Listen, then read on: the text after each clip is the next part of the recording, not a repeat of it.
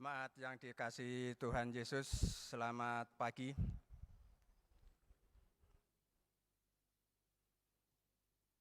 Bapak, Ibu, saudara-saudari, dan anak-anak yang dikasihi Tuhan, Majelis Jemaat mengucapkan selamat hari Minggu dan selamat beribadah di GPIB Sejahtera Jakarta.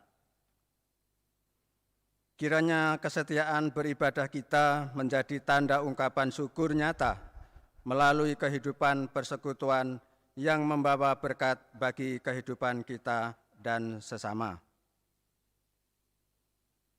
Pelayan firman pada ibadah hari Minggu keempat sesudah Epifania adalah Pendeta Abraham Silowilar. Di dalam ibadah ini kita akan bersyukur atas hari ulang tahun ke-38 Persekutuan Taruna GPIB Jakarta Sejahtera. Dan kita diajak untuk menghayati tema Taruna yang Misioner. Jemaat yang dikasihi Tuhan Yesus, mari kita bersaat teduh sejenak.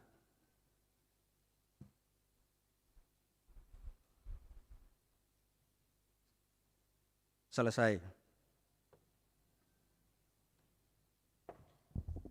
Kemurahan dan kasih Yesus Kristus, Sang Juru Selamat dunia, nyata kepada manusia.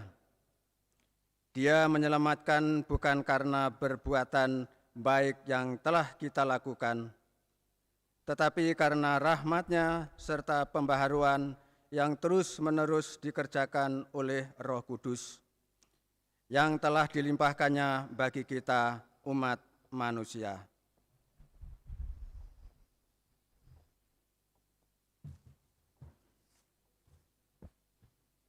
Dalam kerendahan hati, Allah yang penuh kasih telah meninggalkan kemuliaan sorga untuk menjadi serupa dengan manusia di dalam Yesus Kristus. Dengan penuh kesabaran, Allah menuntun dan menolong kita untuk menata persekutuan serta menyiapkan generasi yang melakukan kebenaran oleh karena namanya. Kuasanya menggerakkan hidup kita untuk melakukan misinya, yaitu mengasihi setiap makhluk ciptaannya, dari dahulu hingga sekarang selama 38 tahun.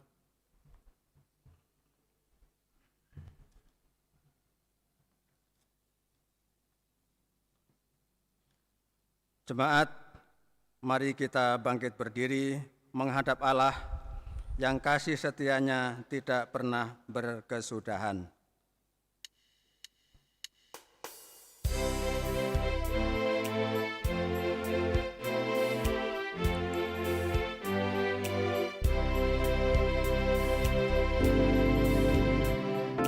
Masuklah semua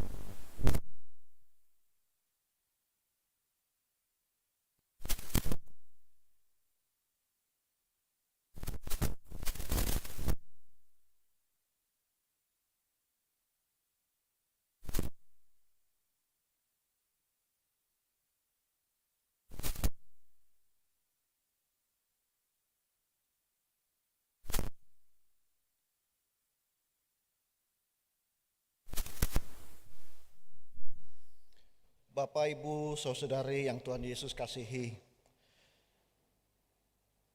setiap kita patut menaikkan syukur karena pemeliharaan Tuhan sungguh nyata dalam kehidupan kita masing-masing. Pandemi belum berakhir, tapi setiap kita bisa merasakan anugerah hari yang baru dari Tuhan. Oleh karena itu, mari kita naikkan syukur kita di dalam ibadah pagi ini dan memasukinya dengan satu pengakuan bahwa pertolongan kita adalah dalam nama Tuhan yang menjadikan langit dan bumi.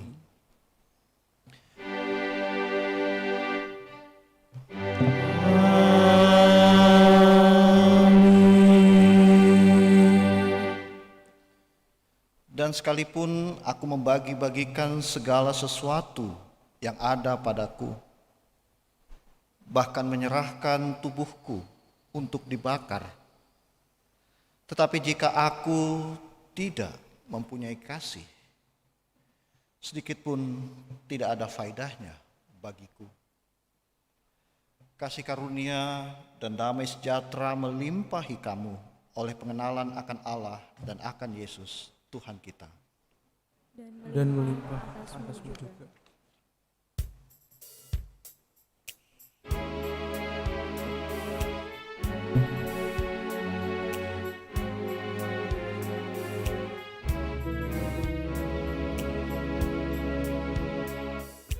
Mari bernyanyi sertaku, nyanyikan haleluya amin. Mari bersoraklah, muliakanlah Tuhanmu. Mari berdoa sertaku, yakinlah Tuhan Yesus hadir. Dia selamanya sumber pujilah. Pujilah atas karyanya, pujilah Dia,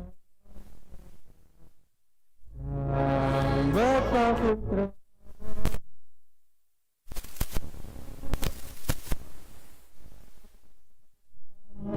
Mari gembira sertaku, kita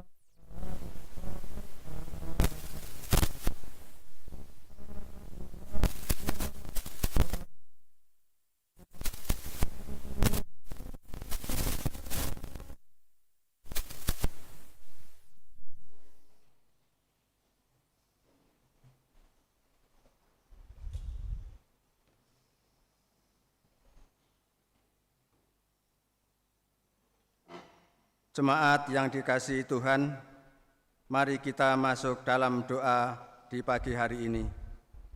Kita berdoa. Allah yang setia memelihara persekutuan kami bersyukur untuk para teruna yang selalu hadir dan bersekutu di persekutuan teruna. Namun kami sadar bahwa seringkali kami kurang di dalam pengajaran, sehingga teruna-teruna lebih sering menghabiskan waktu untuk melihat selebgram, dan YouTuber, daripada membaca firman-Mu. Ketika dunia membutuhkan kami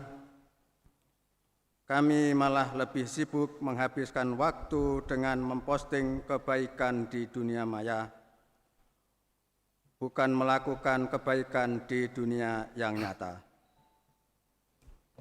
Kami memohon pada Roh Ilahi yang berkuasa mengampuni dan membaharui kami. Ajar kami sebagai buser-buser Allah dan influencer di media sosial untuk mengajak orang lain melakukan kebaikan-kebaikan demi kemuliaan-Mu. Ya Allah, Engkau telah mempercayakan teruna untuk kami layani. Ajar kami untuk sungguh menghadirkan Allah di dalam pelayanan kami. Bukan sekedar memuaskan diri sendiri, mampukan kami menjadikan Engkau ya Kristus sebagai pusat dari seluruh ibadah kami. Meninggalkan segala ambisi dan kesombongan kami, dan menganggap orang lain lebih utama dari diri kami. Ya Allah, ampuni kami karena kami sering menuntut perhatian atas segala pelayanan kami dan menginginkan panggung untuk memegahkan diri, bahkan menjadikan diri kami aktor, bukan seorang hamba yang rendah hati. Ya Allah Rahmani, inilah kami. Sebagai orang-orang yang telah ditebus, kami siap diutus untuk melakukan misimu, guna menyinari kehidupan masyarakat yang penuh carut-marut ini. Kiranya sinar kami terus bercahaya, memancarkan kasih dan damai Kristus. Sudilah untuk terus menolong kami, ya Allah. Amin.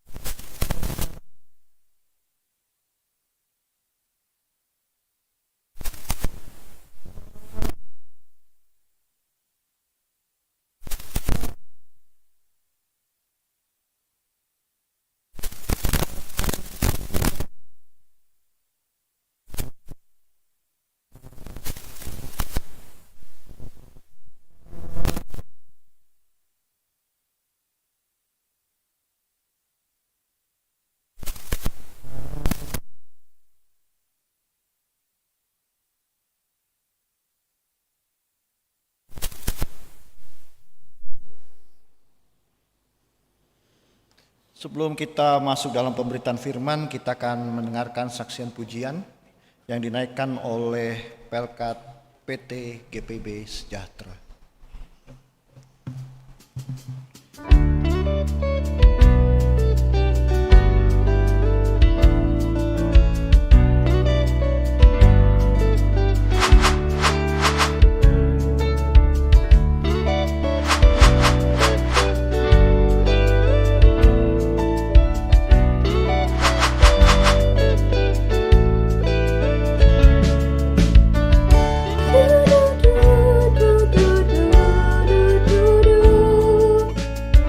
Should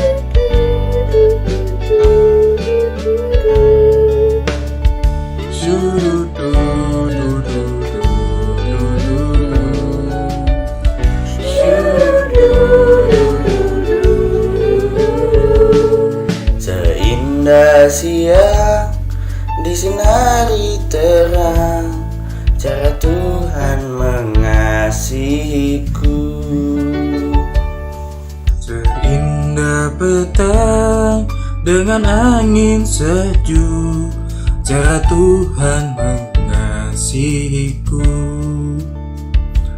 Tuhanku lembut dan penyayang, dan aku mengasihi Dia. Kasih-Nya besar, agung dan mulia, cara Tuhan mengasihiku. Segalanya seluas angkasa, cara Tuhan mengasihiku. Seharum kembang yang bersemerbak, cara Tuhan mengasihiku. Tuhanku lembut dan penyayang, dan aku mengasihi Dia. Kasih-Nya besar, agung dan mulia, cara Tuhan mengasihiku. Kasih-Nya besar, agung dan mulia, cara Tuhan mengasihiku. Cara Tuhan mengasihi, cara Tuhan mengasihiku.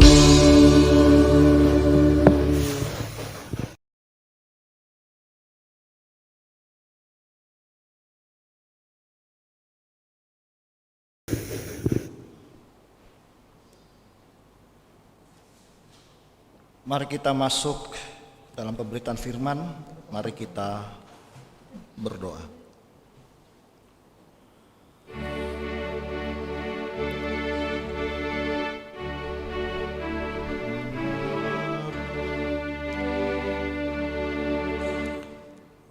Bersabdalah Tuhan, kami mendengarkan. Bersabdalah Tuhan, kami mendengarkan.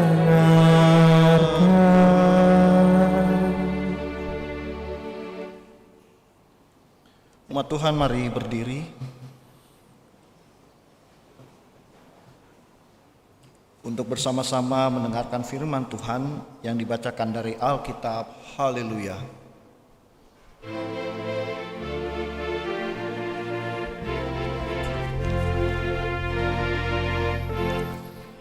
Haleluya.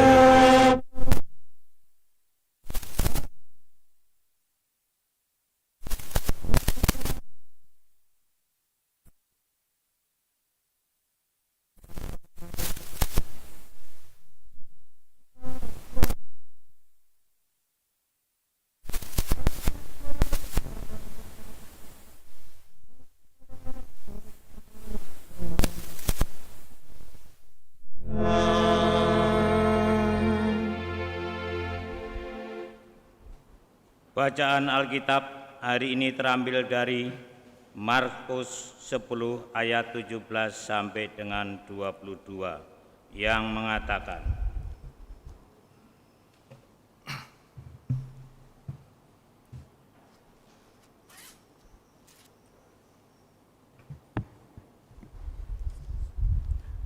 Markus 10 ayat 17 sampai 22. Orang kaya sukar masuk kerajaan Allah.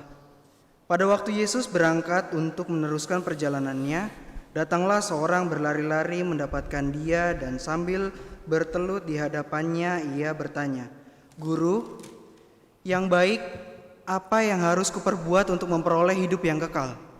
Jawab Yesus, "Mengapa kau katakan aku baik? Tak seorang pun yang baik selain daripada Allah saja. Engkau tentu mengetahui segala perintah Allah. Jangan membunuh, jangan berzina, jangan mencuri, jangan mengucapkan saksi dusta, jangan mengurangi hak orang, hormatilah ayahmu dan ibumu." Lalu kata orang itu kepadanya, "Guru, semuanya itu telah kuturuti sejak masa mudaku." Tetapi Yesus memandang dia dan menaruh kasih kepadanya, lalu berkata kepadanya, "Hanya satu lagi kekuranganmu. Pergilah, jualah apa yang kau miliki dan berikanlah itu kepada orang-orang miskin. Maka engkau akan beroleh harta di sorga. Kemudian datanglah kemari dan ikutlah aku. Mendengar perkataan itu, ia menjadi kecewa, lalu pergi dengan sedih sebab banyak hartanya.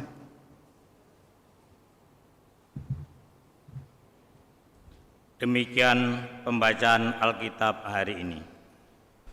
Hendaklah firman Tuhan diam dengan segala kekayaannya di dalam hatimu, dan ucaplah syukur kepada Allah.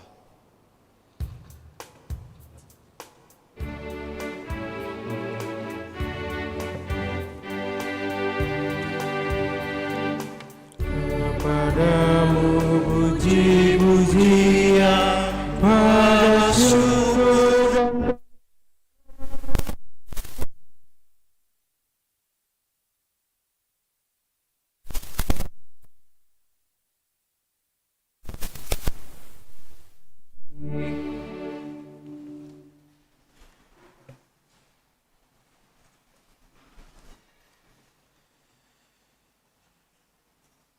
Bapak, Ibu, saudari yang Tuhan Yesus kasihi, kalau Bapak Ibu lihat di ayat 19 dan 20, lalu kemudian Bapak Ibu melihat ke sekeliling, atau mungkin bisa juga melihat ke anggota keluarga Bapak Ibu,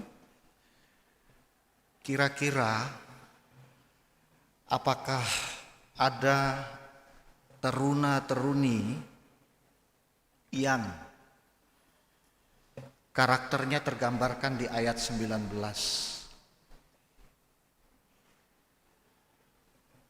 Kalau ada, apakah Bapak Ibu saudari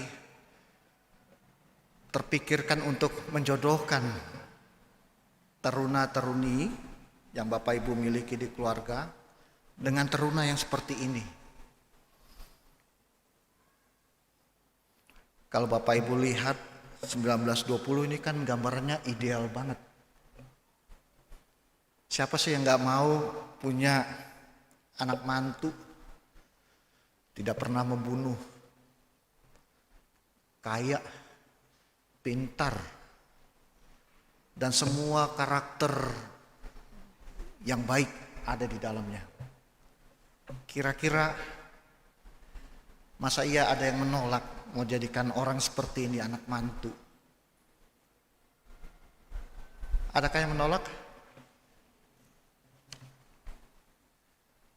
Saya kira nggak ada ya Bapak Ibu. Nah Bapak Ibu, kalau kita lihat sekilas, perikop ini memberi dua kesan yang sangat nyata. Kalau kita baca kita akan tangkap. Yang pertama adalah Yesus itu adalah orang yang anti orang kaya, gitu ya. Dan yang kedua, kesan lain yang terbentuk adalah agama Kristen itu agama yang anti orang kaya. Nah, menurut Bapak Ibu benar atau tidak kesan ini?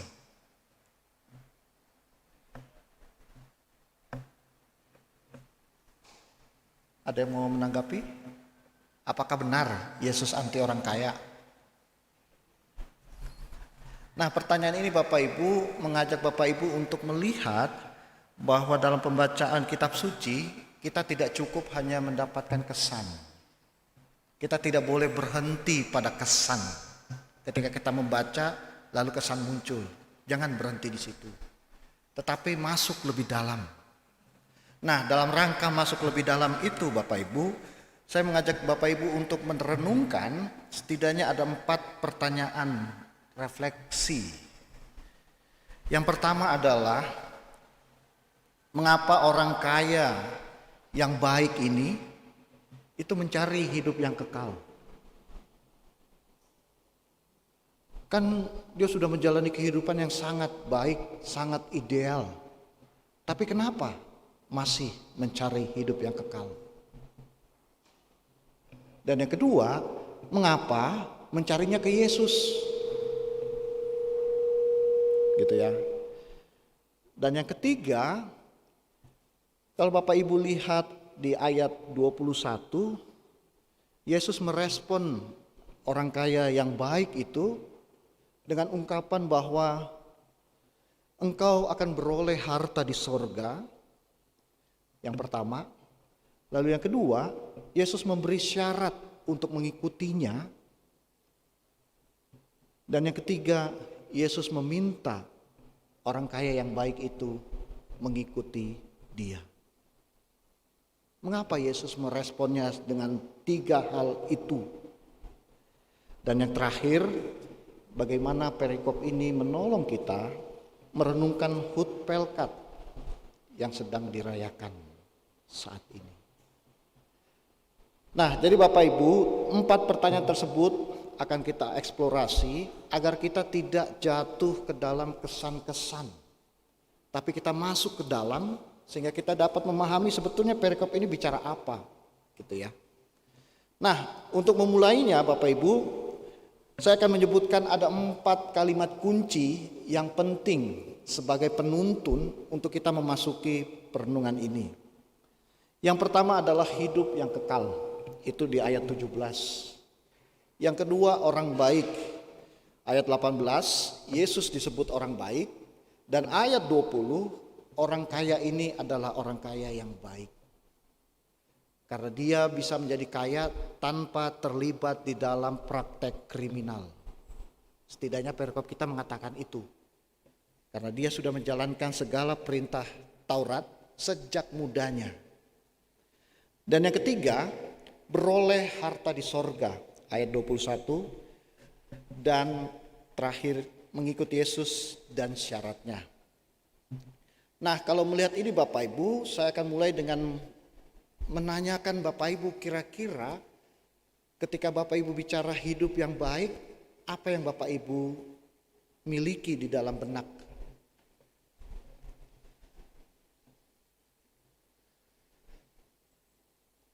Kira-kira apa? Bicara hidup baik.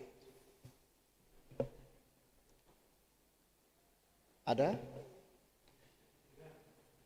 Ya. Kejujuran. Oke, ada lagi? Hidup keadilan, baik. Kalau berharta bagaimana? Bukankah seringkali kalau kita melihat orang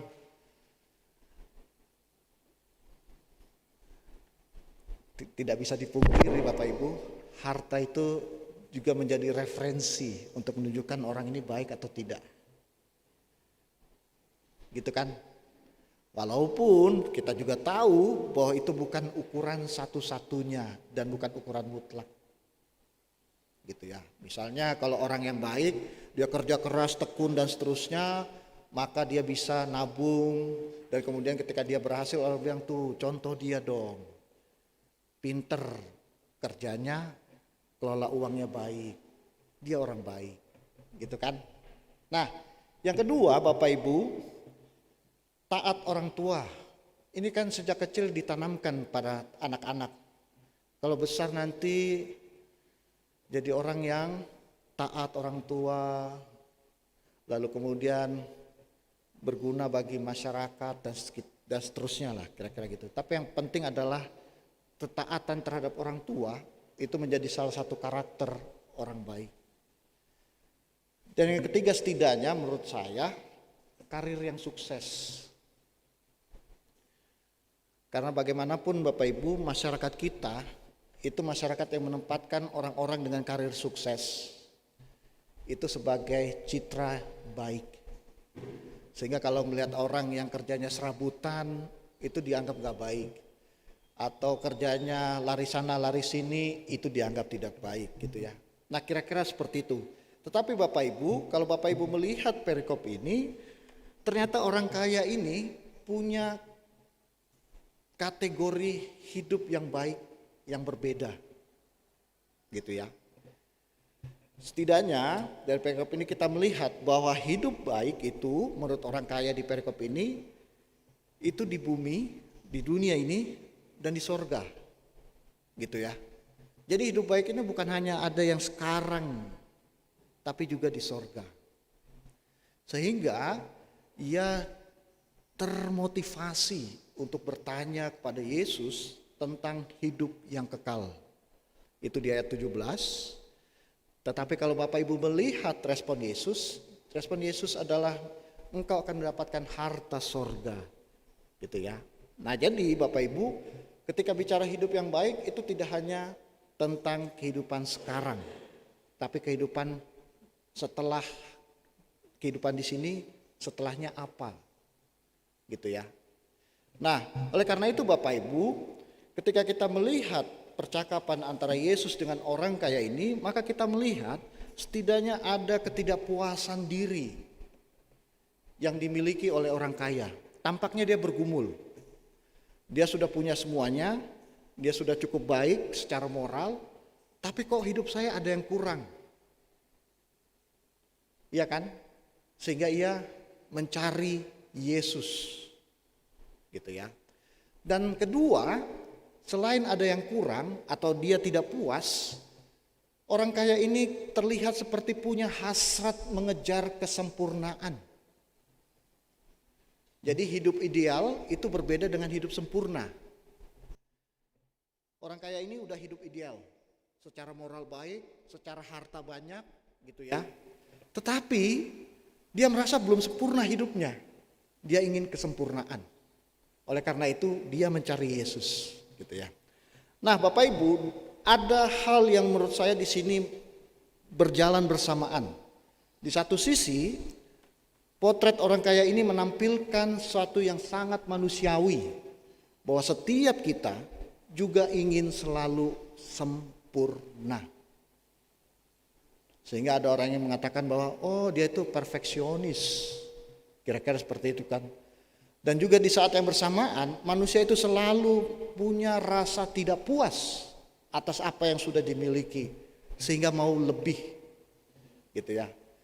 Tapi di sisi yang lain Bapak Ibu, ini yang problematis.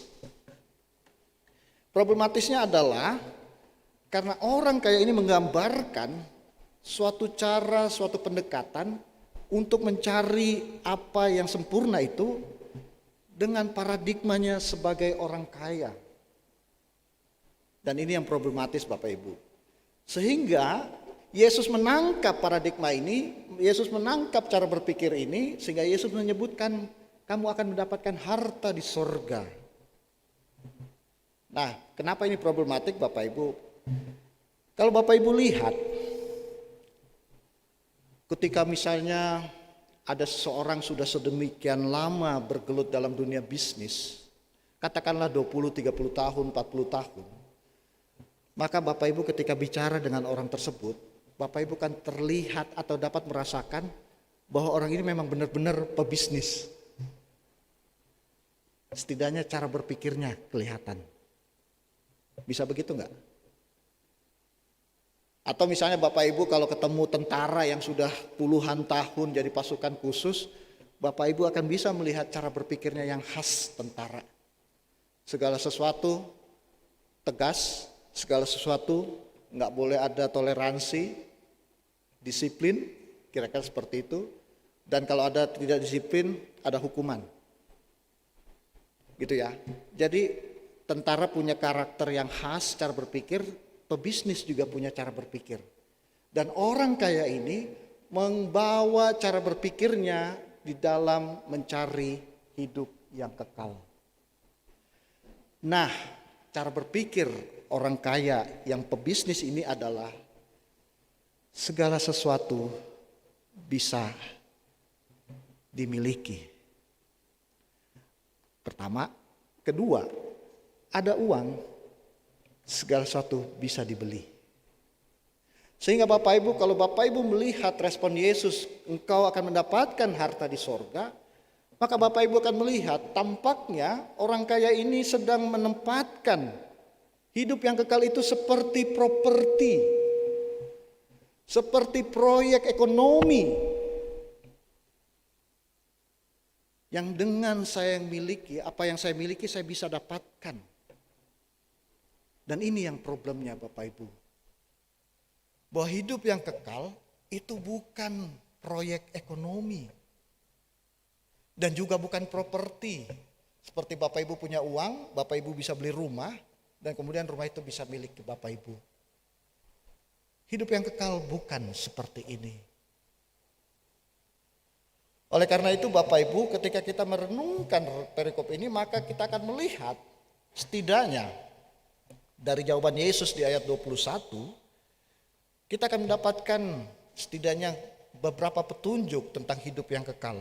Bahwa hidup yang kekal itu bukan properti, bukan proyek ekonomi.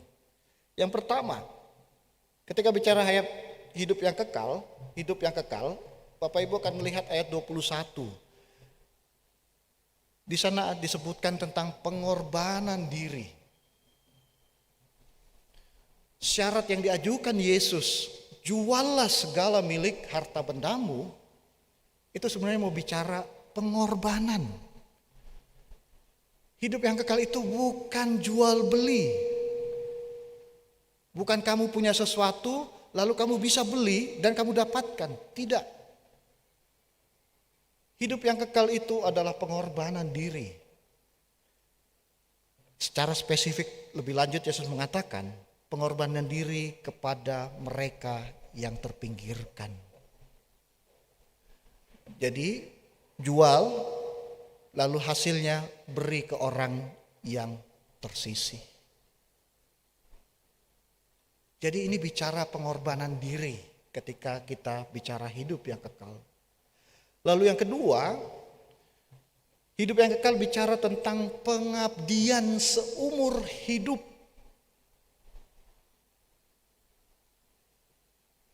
Setelah menjual, bagikan, ikut saya. Dan di sana tidak dikatakan jangka waktunya, cuma disebutkan ikut saya. Itu artinya seumur hidup. Setidaknya sampai Yesus bilang cukup. Tapi di sana nggak dikatakan Yesus bilang cukup. Gitu ya. Dan yang ketiga, hidup yang kekal ini menjadi jawaban kenapa orang kaya ini mencari Yesus. Ketika bergumul tentang hidup yang sudah ideal tapi tidak sempurna. Oh, saya memerlukan hidup yang kekal. Dan itu ada di ayat 21. Ayat 17 bahwa Yesuslah sang hidup yang kekal itu. Jadi orang kaya ini secara serius bergumul, saya sudah punya segala sesuatu tapi saya ingin sempurna dan ada orang yang punya itu. Makanya dia ketemu Yesus, dia gak cari yang lain.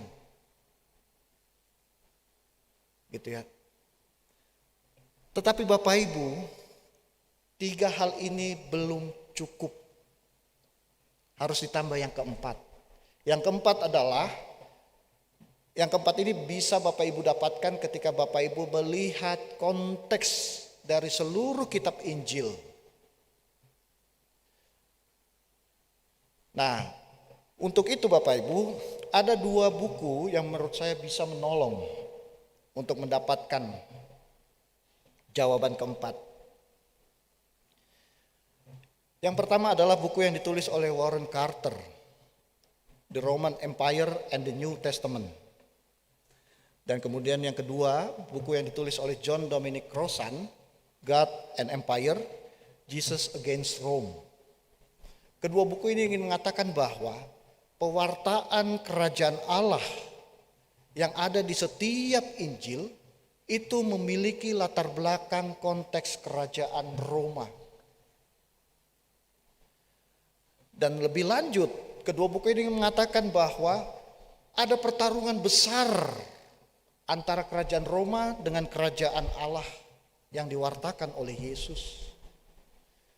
Misalnya contoh Bapak Ibu bisa melihat Yohanes pasal 15 ayat 15. Di sana dikatakan bahwa aku tidak lagi menyebut kamu hamba, tetapi sahabat. Kalau Bapak Ibu baca perikop ini, ayat ini, walaupun terlihat sederhana, tetapi kalau dibaca dalam konteks Roma, maka apa yang disampaikan Yesus ini sedang membalikkan seluruh tatanan sosial kehidupan Roma yang mengandalkan relasi sosial subordinasi. Bapak Ibu, dalam konteks Roma, Bapak Ibu nggak bisa serta-merta berkomunikasi dengan misalnya saya atau para presbiter. Ada hierarki, ada batasan. Bapak Ibu nggak bisa serta-merta menyapa Pak Pendeta atau Pak Majelis, Bu Majelis, nggak bisa. Dan hierarki itulah yang sedang dibalikkan oleh Yesus dengan mengatakan bahwa kamu bukan lagi hamba tetapi sahabat. Artinya ada kesetaraan. Sehingga Bapak Ibu, kalau kita berangkat dari perikop ini, Bapak Ibu bisa panggil saya bro. Panggil para majelis, nggak usahlah pakai pena tua dengan segala gelar kehormatan. Panggillah dengan baik. Ibu, tapi kalau di konteks Roma, semua gelar-gelar itu disebut. Itu maksudnya. Jadi ketika Bapak Ibu melihat perikop ini dalam konteks Roma, maka sebetulnya poin keempat adalah ketika bicara hidup yang kekal, sebetulnya ada aspek politik di dalamnya. Bahwa Roma dengan kaisar sebagai pusatnya itu tidak pernah menawarkan kehidupan yang kekal. Bahkan kepada mereka yang kaya sekalipun, mereka yang dekat dengan kekuasaan. Tetapi hidup yang kekal adalah di dalam Yesus. Dan ini berarti kerajaan Allah sedang melawan konsep hidup yang kekal yang dipegang oleh kaisar. Jangan lupakan Bapak Ibu, dalam konteks kerajaan Roma, kaisar itu ilahi. Dan mereka yang dekat dengan kaisar itu seperti mendapatkan kekuatan ilahi sehingga bisa melakukan banyak hal. Nah, Bapak Ibu, saya ingin mengajak Bapak Ibu untuk masuk atau merelasikan perikop ini dengan kehidupan kita secara khusus kepada teruna dan teruni. Di atas sudah disebutkan bahwa ada kehidupan orang yang tersisih yang harus diperhatikan oleh mereka atau oleh orang kaya ini ketika ia ingin hidup yang kekal. Pertanyaan sederhananya adalah, siapakah yang tersisih di dalam gereja?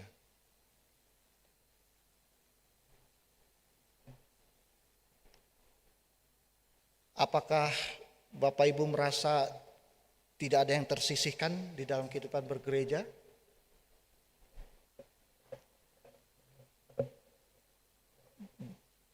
Kalau begitu bagus, berarti jemaat yang ideal, karena segala sesuatu setara dan gak ada yang merasa memiliki jemaat ini, karena jemaat ini sebetulnya milik Tuhan. Walaupun sudah menyumbang berapa banyak, tetap gak bisa mengklaim bahwa ini jemaat saya, termasuk pendetanya gak bisa. Itu bagus, ideal. Tapi apa benar? Pertanyaannya itu. Apa benar tidak ada yang tersisih? Dan bagaimana kita tahu bahwa tidak ada yang tersisih? Atau bagaimana kita tahu ada yang tersisih?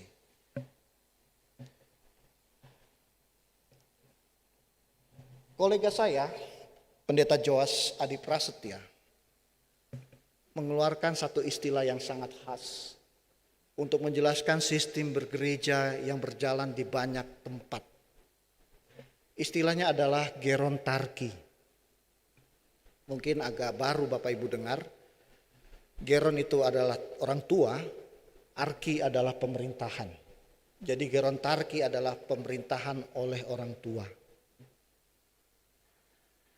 Nah, dengan istilah ini, Pendeta Joas ingin mengatakan bahwa ungkapan bahwa pemuda, kaum muda, lalu kemudian termasuk taruna, itu adalah pemimpin masa depan,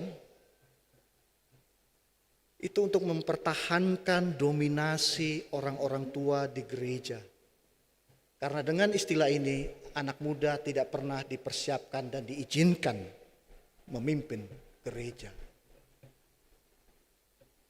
Tidak ada ruang buat anak muda, tidak ada ruang buat teruna untuk berada di dalam kegiatan gereja, kecuali ditempatkan di satu tempat yang spesifik yang disebut pelkat.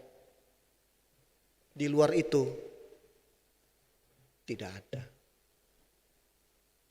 Yang kedua, Bapak Ibu, dengan istilah ini kita bisa misalnya melihat program kerja. Program kerja untuk taruna itu seberapa banyak dan seberapa besar budgetnya dibandingkan program yang lainnya. Karena dari program kerja itulah kita bisa melihat, atau program kerja itu adalah cerminan bagaimana jemaat ini memperhatikan taruna dan teruninya.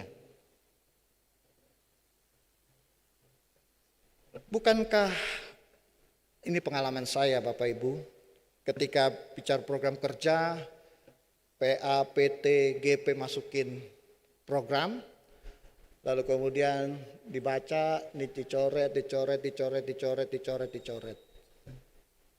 Dan akhirnya program kerjanya adalah terusin aja yang tahun lalu. Kenapa dicoret? Ditanya ini uangnya dari mana, kebesaran dan seterusnya. Padahal pengurusnya sudah menyiapkan agar ini betul-betul mengakomodir dan menolong kaum mudanya untuk berkembang secara spiritual. Tapi di tangan para pemerintah yang mengelola gereja dicoret. Itu pengalaman saya. Saya nggak tahu sejahtera terjadi atau tidak, karena saya bukan warga sejahtera, gitu ya. Tapi saya mau sampaikan adalah perikop kita ingin mengajak kita untuk peka terhadap mereka yang tersisih, dan mereka itu bisa saja teruna dan teruni kita. Mereka tersisih secara anggaran, mereka tersisih secara program, mereka tersisih dalam banyak kegiatan gereja, termasuk ibadah minggu. Karena mereka ditempatkan di dalam satu ruang khusus. Sehingga ibadah minggu itu menjadi ibadah, bukan ibadah intergenerasi, tapi ibadah yang tersekat-sekat.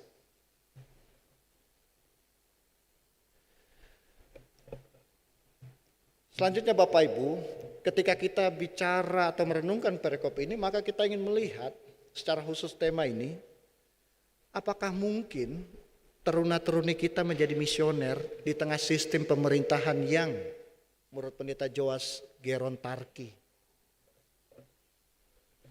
Mungkin tidak. Berapa anggaran buat teruna-teruni yang disiapkan gereja, yang bisa menolong mereka untuk terlibat di dalam misalnya program pengabdian ke orang-orang tersisih. Entah itu kunjungan ke LP, mengunjungi misalnya orang-orang yang tinggal di pembuangan sampah, terlibat di dalam bakti sosial, dan seterusnya. Cukup banyakkah anggaran yang diberikan? Cukup relevankah, signifikankah dukungan yang diberikan gereja untuk kita masuk dalam tema teruna yang misioner? Atau jangan-jangan tema kita ini itu semacam dalam tanda kutip impian yang tidak akan pernah jadi kenyataan karena sistem pemerintahan gerejanya tidak mendukung. Nah Bapak Ibu, untuk menutup renungan ini saya ingin menceritakan satu pengalaman saya ketika saya sekolah di luar. Saya bersama teman masuk ke gereja dan di dalamnya adalah anak-anak PA.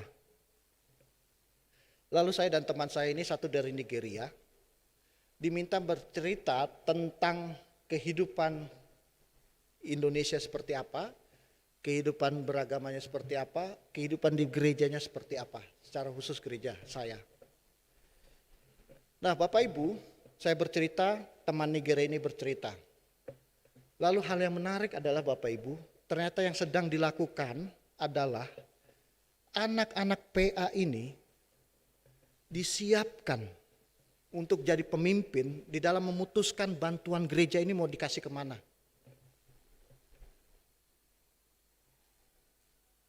Dan saya terus terang kaget. Saya kira cuma ngobrol biasa.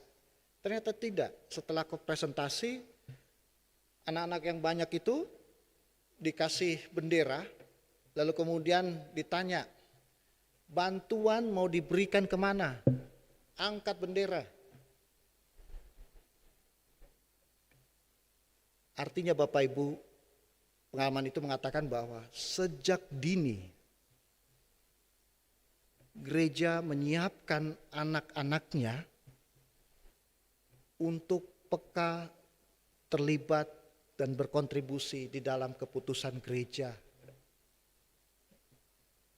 Memang uangnya uang gereja, tapi yang memutuskan bukan para majelisnya, tapi anak-anaknya. Itu Bapak Ibu. Perbedaan sistem yang gerontarki, bahkan hal yang paling detil sekalipun, itu harus orang dewasa. Sehingga dari atas sampai detil, semua tidak ada ruang buat yang muda. Pengalaman saya mengatakan bahwa melibatkan anak-anak sejak dini, itu menumbuh kembangkan rasa tanggung jawab mereka ke gereja. Dan kedua, mereka merasa bahwa mereka jadi bagian dari gereja. Walaupun dalam hal yang paling sederhana sekalipun. Oleh karena itu Bapak Ibu, kalau kita ingin teruna kita misioner, maka kita memerlukan perubahan. Berilah ruang untuk para teruna-teruni, termasuk PA, karena mereka lah masa depan dari gereja. Orang-orang tua, topanglah, ambil posisi menopang dan kemudian menuntun. Tapi biarkan mereka yang berjalan di depan. Atau nanti kita menyesal karena kelak gereja ini hanya diisi oleh orang berambut putih. Karena yang muda-mudanya keluar dari gereja. Karena mereka gak pernah merasakan jadi bagian dari jemaat ini. Tidak ada memori yang indah yang membuat mereka harus mencintai jemaat ini. Karena memang tidak dibentuk. Tuhan memberkati Bapak Ibu sekalian. Amin.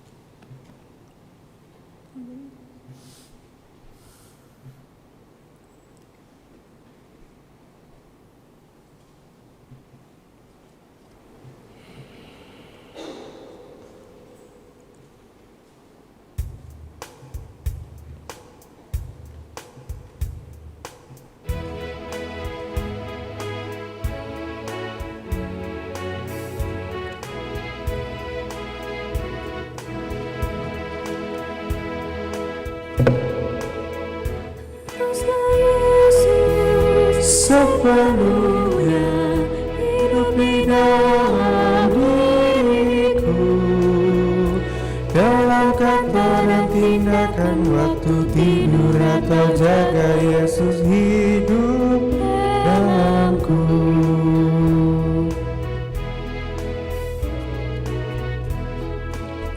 Ku harus hidup sepenuhnya di dalam Yesus,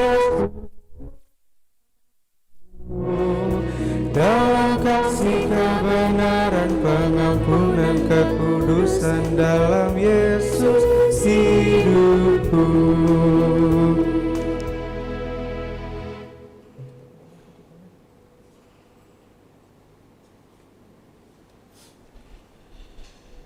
Umat Tuhan, mari kita berdiri.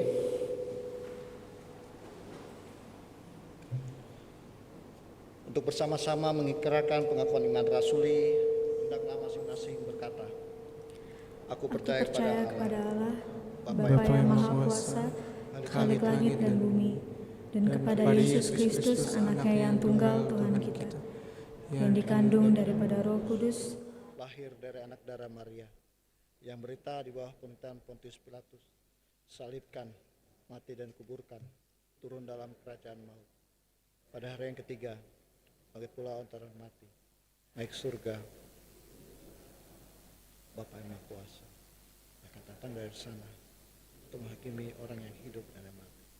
Aku percaya pada Roh Kudus, gereja yang kudus dan aman, persekutuan orang kudus, pengampunan dosa, bangkitan daging, dan hidup yang kekal. Amin.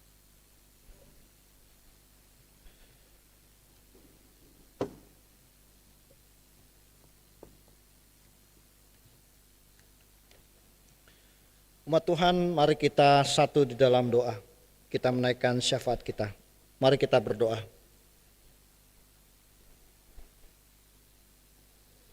Tak putus-putusnya kami menaikkan syukur kami ya Bapa atas segala kebaikan Tuhan yang boleh kami kecap sampai saat ini. Secara khusus kebaikan Tuhan yang mengizinkan setiap kami untuk dapat menaikkan syukur kami, memuji, memuliakan nama-Mu, dan merenungkan firman-Mu.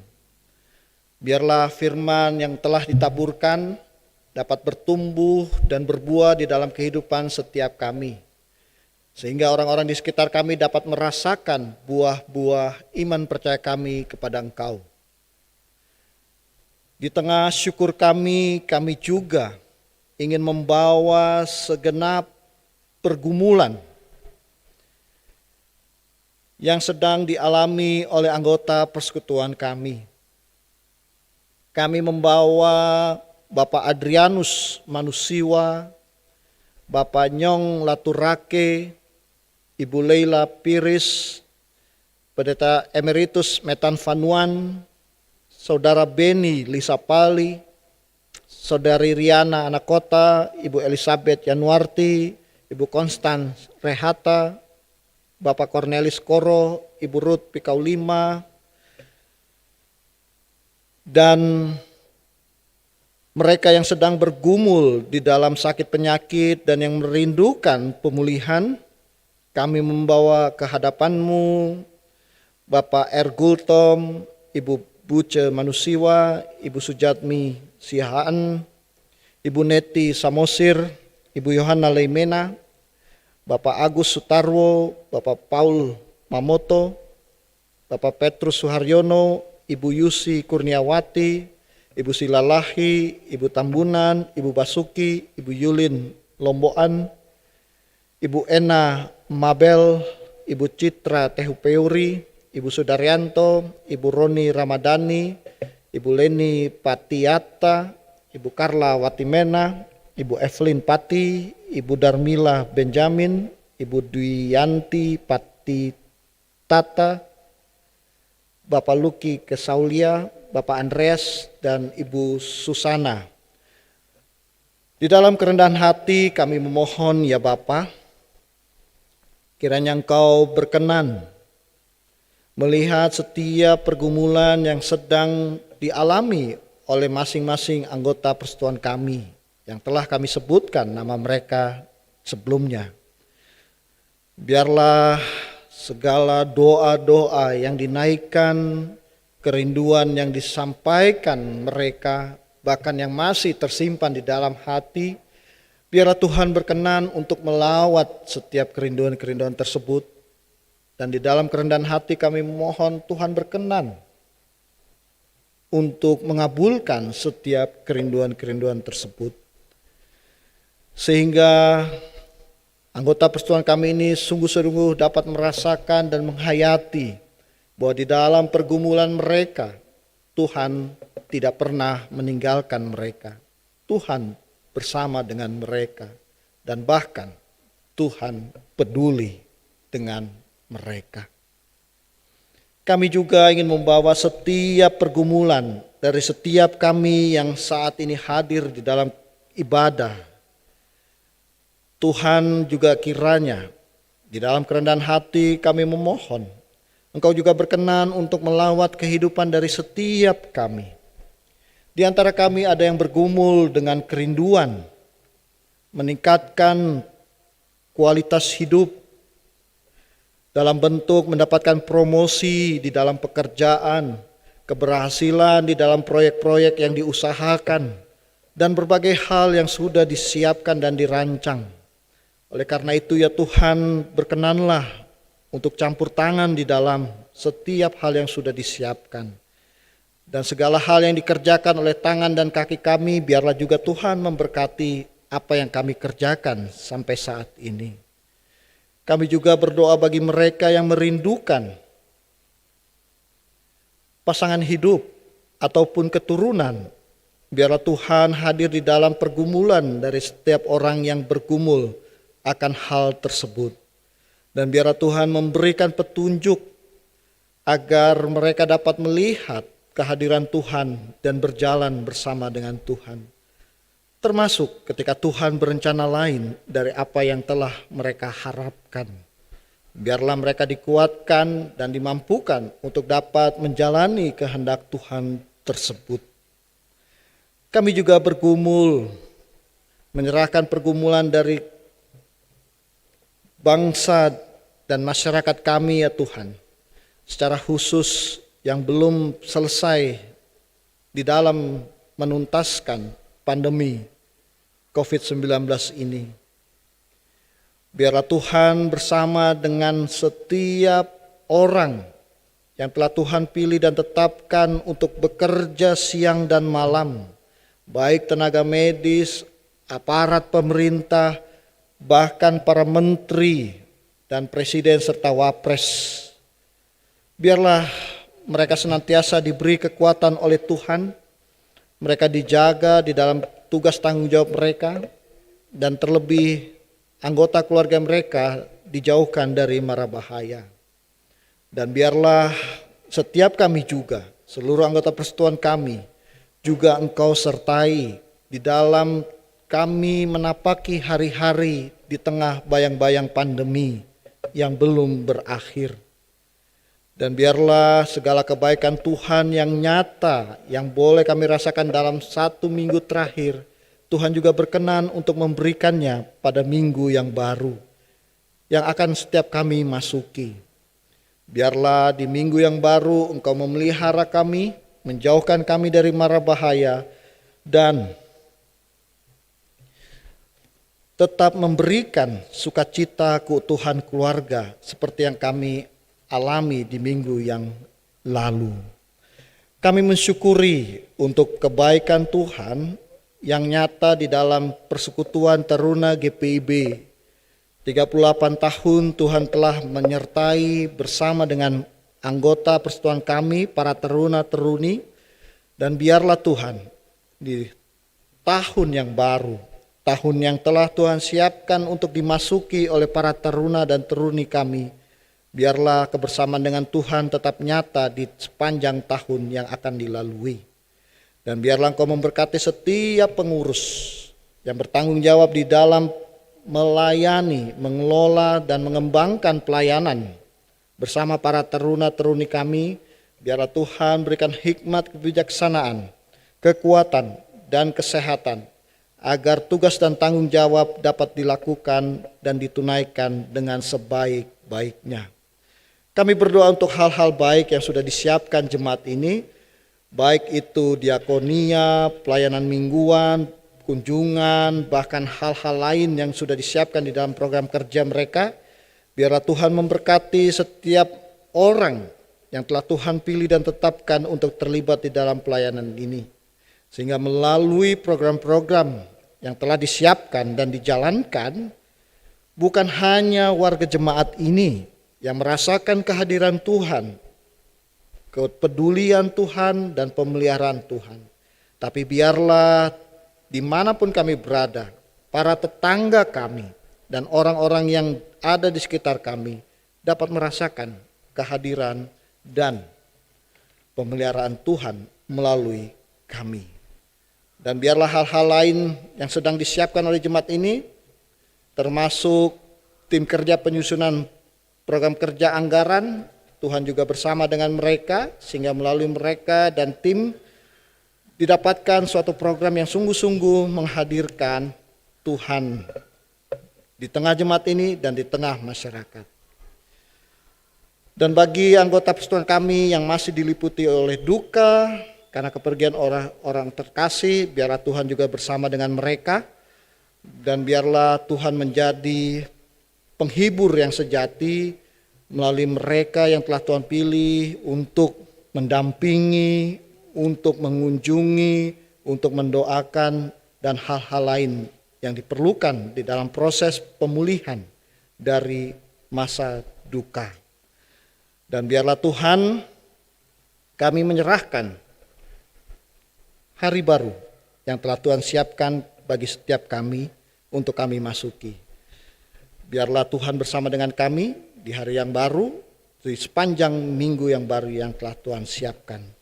Inilah doa syukur dan permohonan kami Bapa yang kami naikkan di dalam nama Putramu Yesus Kristus, Tuhan dan Juru Selamat kami yang telah mengajarkan kami berdoa. Datanglah kerajaan-Mu, jadilah kehendak-Mu di bumi seperti di surga. Berikanlah kami pada hari ini makanan kami yang secukupnya. Dan berikan salah kami.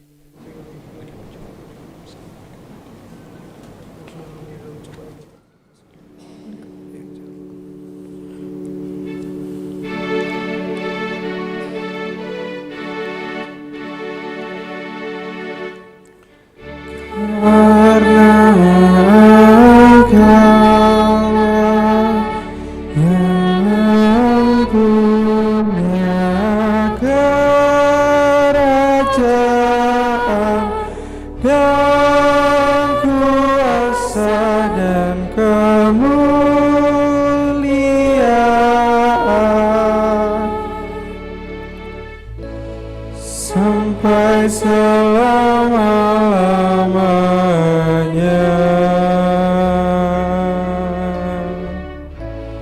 Amin.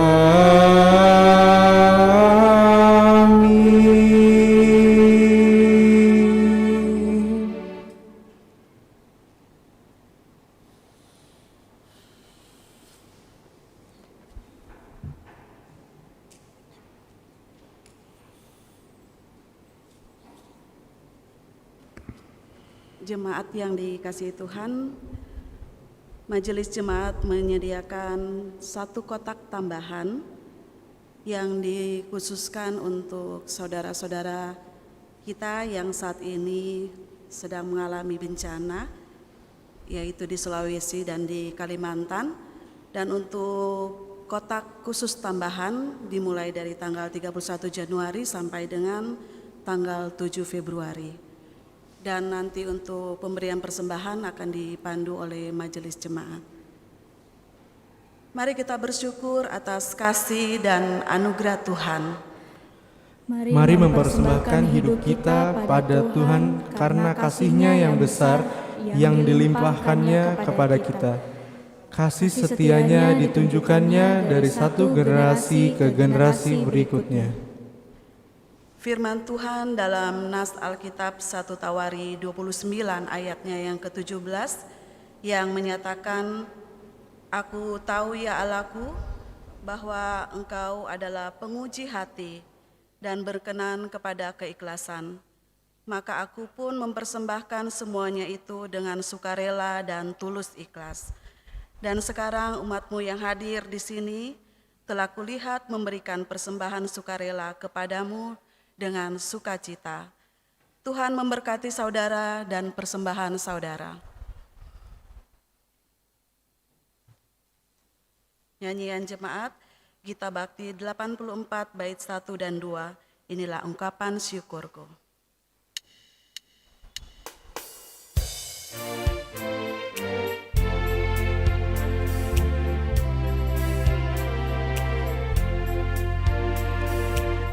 Inilah ungkapan syukurku yang ku berikan kepadamu. Ku berikan dari hatiku, terimalah. Ku persembahkan kepadamu dengan seluruh jiwa ragaku. Berkenan di hadirat-Mu.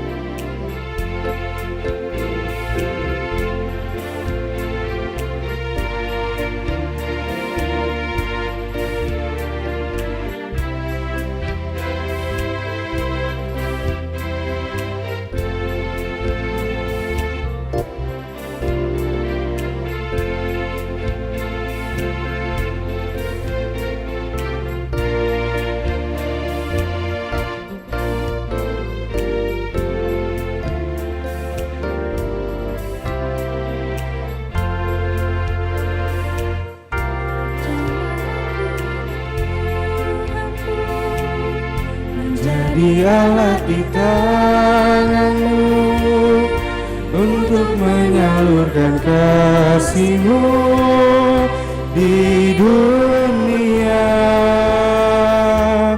Utuslah aku ya Tuhanku, menolong orang miskin dan lemah. Pakailah diriku turut maksud-Mu. Kita akan berdoa untuk persembahan secara berbalasan. Jemaat mari berdiri untuk menyerahkan persembahan ini kepada Tuhan dalam doa syukur. Tuhan Yesus, terima kasih karena kasih-Mu kami telah diselamatkan. Terima kasih untuk setiap orang yang Engkau berikan, yang dengan kerendahan hati Terimalah ungkapan syukur kami, pakailah hidup kami menjadi saluran berkat bagi sesama dan selalu memancarkan kasih-Mu bagi orang di sekitar kami. Amin. Dipersilakan duduk.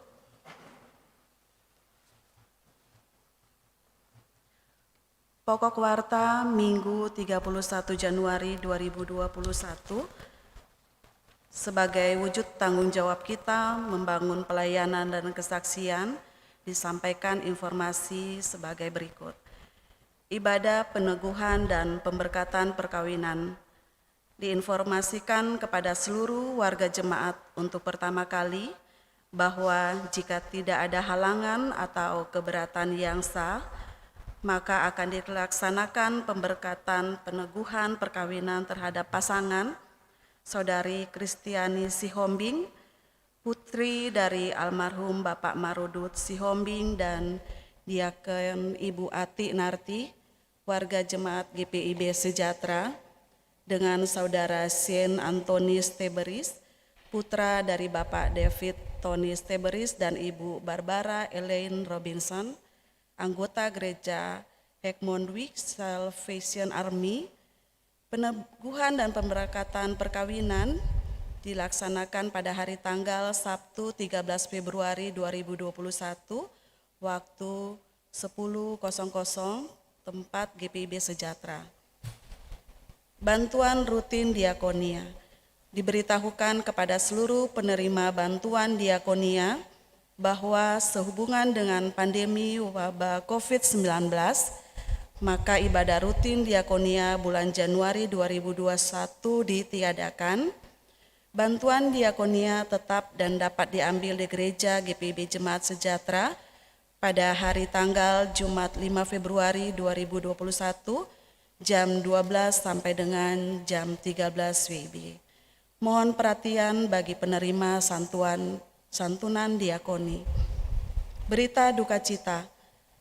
Telah dimuliakan Bapa di sorga. Yang pertama Bapak Alexander Martin Seko pada tanggal 27 Januari 2021, usia 76 tahun di Kupang, NTT. Almarhum adalah orang tua dari Diaken Ibu Mariani Tapatap dan Bapak Stephen Erison Seko dan Ibu Marsalina Yeseko, warga jemaat sektor pelayanan 2, dan telah dimakamkan pada tanggal 29 Januari 2021 di Kupang. Yang kedua Bapak Eparoditus Sohilait pada tanggal 30 Januari 2021 di Ambon. Almarhum adalah kakak dari Bapak Stanley Sohilait dan Ibu Esterlina Kaya Sohilait, warga jemaat sektor pelayanan 5, dan akan dimakamkan pada tanggal 1 Februari 2021 di Ambon.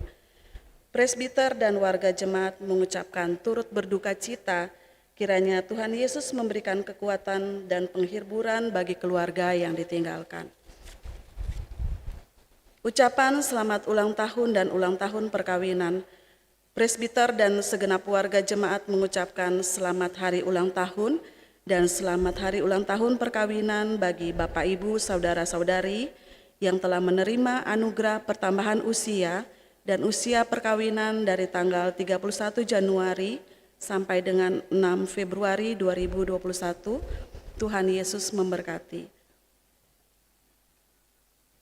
rapid test antibody dan antigen yang diselenggarakan oleh Komisi Germasa GPIB Sejahtera sudah dilaksanakan. Untuk karyawan gereja itu ada 10 orang, presbiter 24 orang, multimedia dan song leader 12 orang, warga jemaat 24 orang, jadi totalnya itu ada 70 orang, dan untuk antigen ada 13 orang. Rapid test antibody dan antigen akan dilaksanakan kembali pada hari Rabu tanggal 3 Februari pukul 17 sampai dengan 19.30. Bagi warga jemaat yang ingin melakukan rapid test harus mendaftar karena persediaan terbatas. Untuk antibody 25 dan antigen ada 20. Ucapan terima kasih. Majelis dan warga jemaat GPIB Sejahtera di DKI Jakarta mengucapkan terima kasih kepada Bapak Pendeta Abraham Silowilar, dosen STFT, Sekolah Tinggi Filsafat Teologi, yang melayani pada ibadah Minggu pagi pukul 10 atas pelayanan yang telah diberikan kami presbiter GPIB Sejahtera DKI Jakarta yang bertugas beserta seluruh warga jemaat yang hadir mengucapkan terima kasih. Kiranya Tuhan Yesus Kristus adalah kepala gereja senantiasa memberkati pelayanan Bapak. Warga jemaat dalam menunjang pelayanan gereja juga melalui persembahan persepuluhan, persembahan syukur, persembahan kalvari, serta persembahan lain yang sudah diberikan, kiranya Tuhan Yesus Kristus memberkati kehidupan Bapak, Ibu, Saudara-saudari sekalian. Terima kasih untuk perhatiannya, demikianlah pokok warta untuk minggu ini.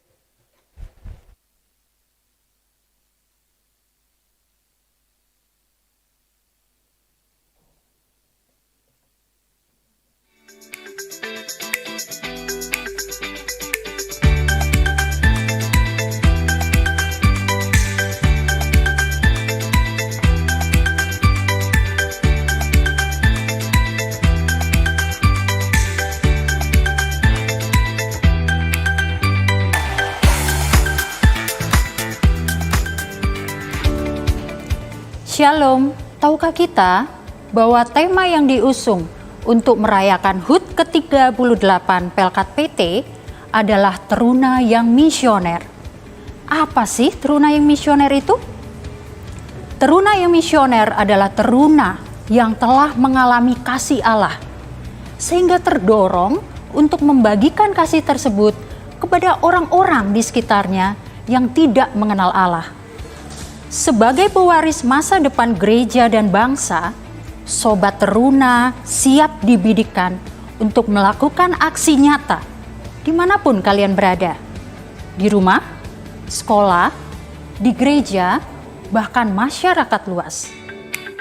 Ya, betul sekali. Teruna GPIB tidak bisa berdiam diri saja, melainkan harus terlibat aktif dalam melakukan misi Allah. Ingat loh, kita tidak dipersiapkan untuk membubuhkan love, like, retweet pada perbuatan baik orang lain di sosial media. Tidak juga menjadi orang yang berpura-pura baik demi kepentingan konten dalam dunia maya. Tetapi kita semua dipersiapkan untuk menjadi teruna dengan misi konkret. Menyampaikan kabar baik kepada mereka yang belum mengenal Kristus dalam kehidupan nyata. Selama 38 tahun, Allah begitu luar biasa. Ia menyertai perjalanan iman teruna GPIB. Ia memberi sukacita dalam jiwa, memberi berkat surgawi yang melimpah, bahkan berbicara kepada hati nurani teruna. Tangan Allah yang tak terlihat memeluk teruna dikala mereka sedang dalam kegalauan. Adalah sebuah kegagalan kita bersama ketika masih banyak teruna yang terjebak dalam kilau palsu berita kebaikan yang dibungkus oleh kepentingan viewers, para selebtik, selegram, dan YouTuber. Mari siapkan teruna kita untuk melakukan tugas panggilan gereja, yaitu kesaksian iman.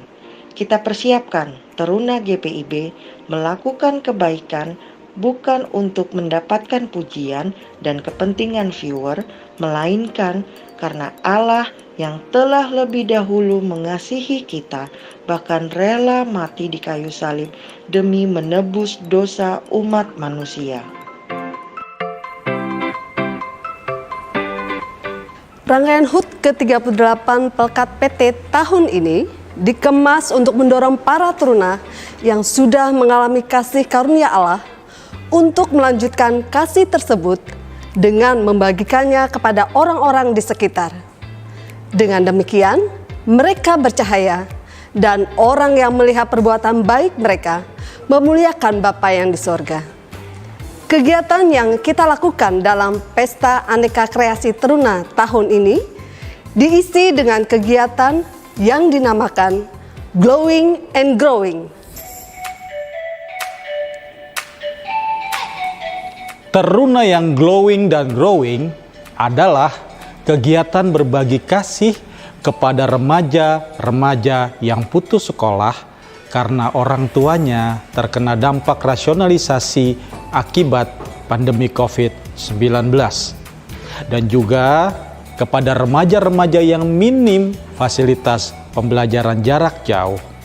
Kemudian teruna juga diminta menyuarakan kebaikan di media sosial, mengajak seluruh remaja melakukan kebaikan karena Allah telah mengasihi mereka.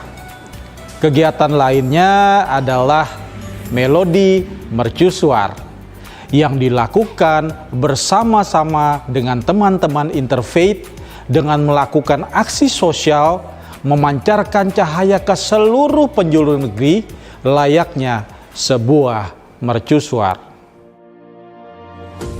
Akhirnya, Dewan Persekutuan Teruna mengucapkan terima kasih karena pelayan-pelayan teruna telah menjadi mitra pelayanan yang berharga sepanjang tahun kemarin.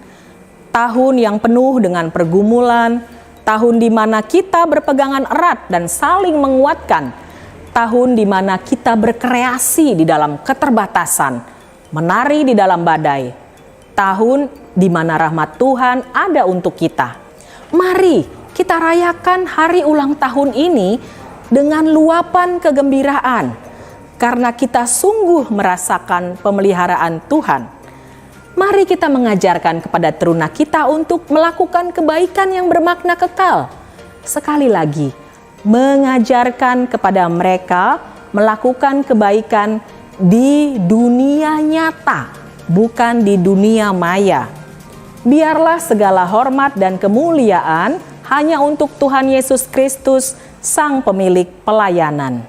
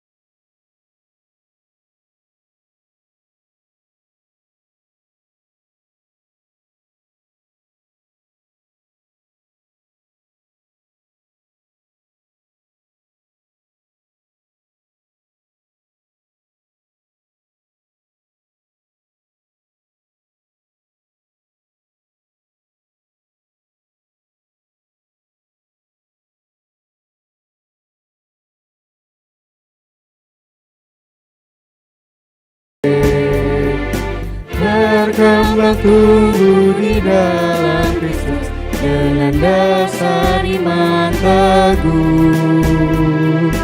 Di kota dan yang ada di desa, teruna satu adanya, terus maju dan berkarya untuk gereja, bangsa dan negara.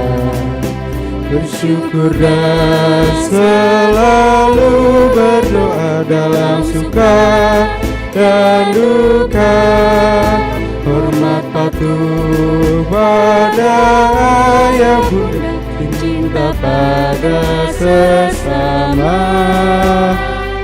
Siapkan diri sedari dini, wahai teruna GPIB. Song-song masa depanmu sendiri, Kristuslah penolong sejati, teruna harapan negeri.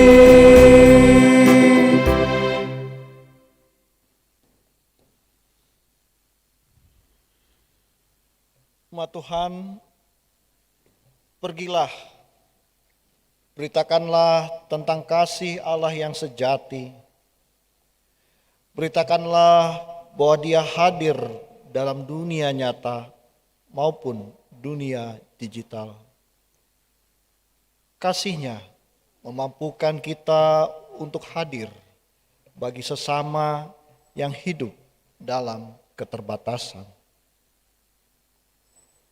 Kasih-Nya memampukan kita membuang segala keegoisan diri dan melayakkan kita menerima hidup yang kekal. Pergilah, sinarilah kesuraman dunia yang menyesatkan. Ingatlah, Tuhan akan selalu menolong kita.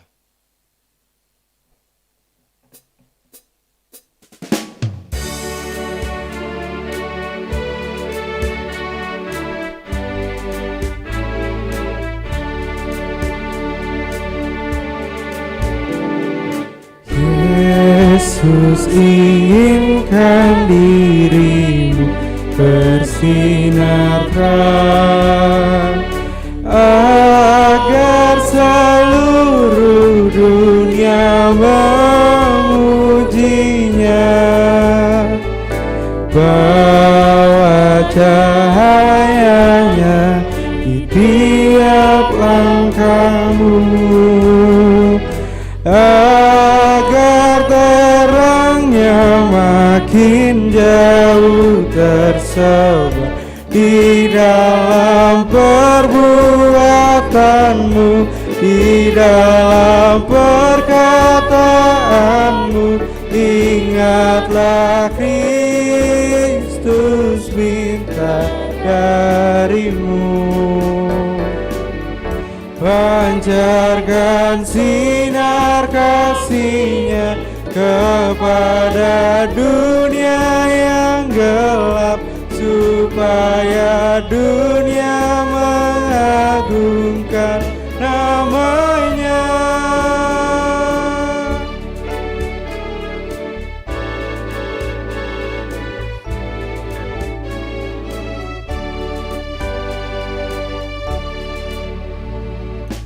Yesus inginkan kau menjadi saksinya bagi semua orang yang berkesan. Jadikan firman-Nya pelita bagimu, agar hidupmu jadi saksi teguh di dalam perbuatanmu, di dalam perkataanmu. Ingatlah Kristus minta darimu,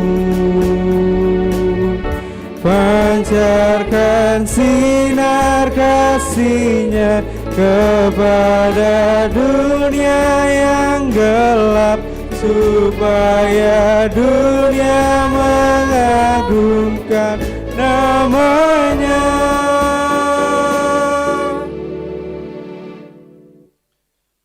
Bapak, Ibu, saudari yang Tuhan Yesus kasihi, arahkanlah hati dan pikiranmu kepada Tuhan dan terimalah berkat-Nya.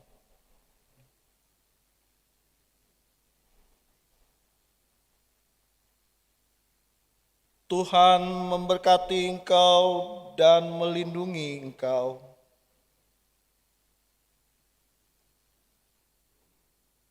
Tuhan menyinari engkau dengan wajah-Nya dan memberi engkau kasih karunia. Tuhan menghadapkan wajah-Nya kepadamu dan memberi engkau damai sejahtera.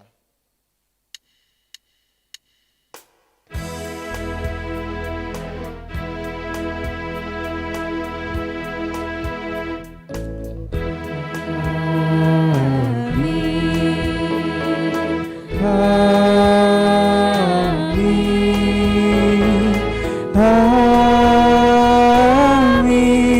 Amin.